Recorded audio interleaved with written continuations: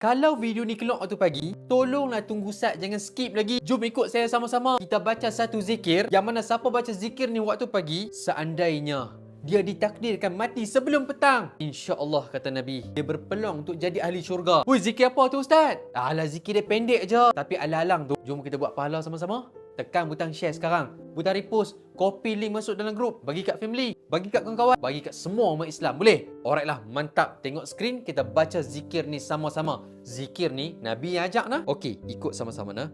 Allahumma anta rabbi la ilaha illa anta khalaqtani wa ana abduka wa ana ala ahdika wa wa'dika mastata'tu.